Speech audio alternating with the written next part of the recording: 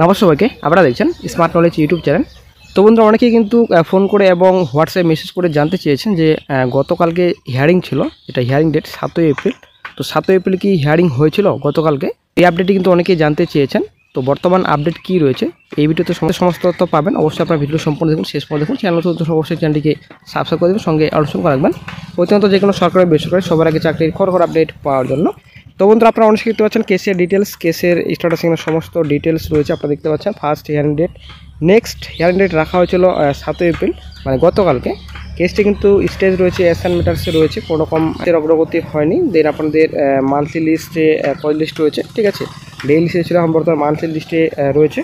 তো কোনো রকম অগ্রগতি হয়নি, কারণ একটাই যে কেস যেহেতু এখনও পর্যন্ত মেনশনই হয়নি, তো কীভাবে কেসের অগ্রগতি হবে।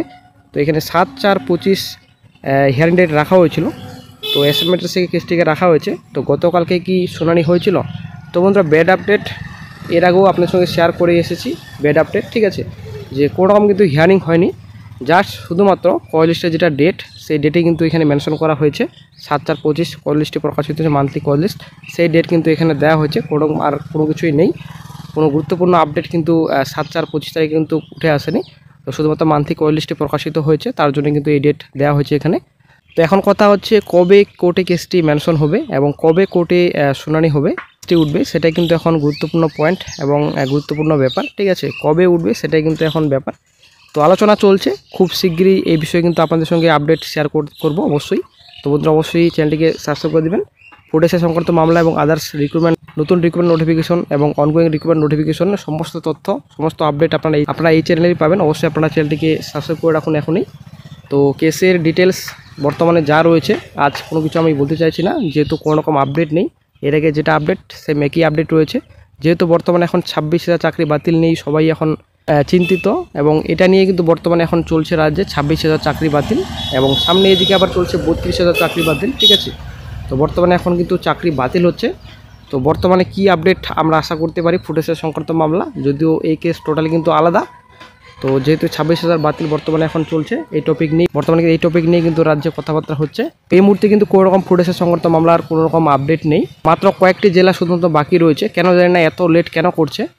তো অবশ্যই খোঁজ খবর নিয়ে আপনাদের সঙ্গে আপডেটটি শেয়ার করতে চাই। নেক্সট আপডেট যখনই পাওয়া যায় সঙ্গে সঙ্গে চ্যানেল আপডেট দিয়ে দেওয়া হবে। তো 7/4/25 কোনো কিন্তু হিয়ারিং হয়নি, জাস্ট কল লিস্ট ডেট প্রকাশিত করা হয়েছিল। আপনারা অবশ্যই দেখতে পাচ্ছেন 7ই এপ্রিল রয়েছে মন্ডে। তো কল লিস্টটি প্রকাশিত হয়েছে, মান্থলি কল লিস্ট, এখানে সমস্ত ডিটেলস রয়েছে, অ্যাডভার্টাইজমেন্ট রয়েছে, combined monthly list of cases for hearing on and from, আপনারা দেখতে পাচ্ছেন মন্ডে 7th এপ্রিল। তো আপনারা দেখতে পাচ্ছেন কল লিস্টটি প্রকাশিত হয়েছে 7 তারিখে। তো চলে আসছে বিস্তারিত। আমাদের কেসটি রয়েছে, আপনারা অনেকে দেখতে পাচ্ছেন অর্পণ Dutta versus state of West Bengal. এখানে অ্যাডভোকেট নেম রয়েছে, তারপর এখানে রয়েছে কেসের নাম্বার রয়েছে 2341 সিরিয়াল নাম্বারে বর্তমানে রয়েছে কল লিস্টে, যেটা আপনাদের মান্থলি কল লিস্টে, ঠিক আছে, সিরিয়াল নম্বরে। তো বন্ধুরা, কোর্টে কিন্তু কেস মেনশন হয়নি।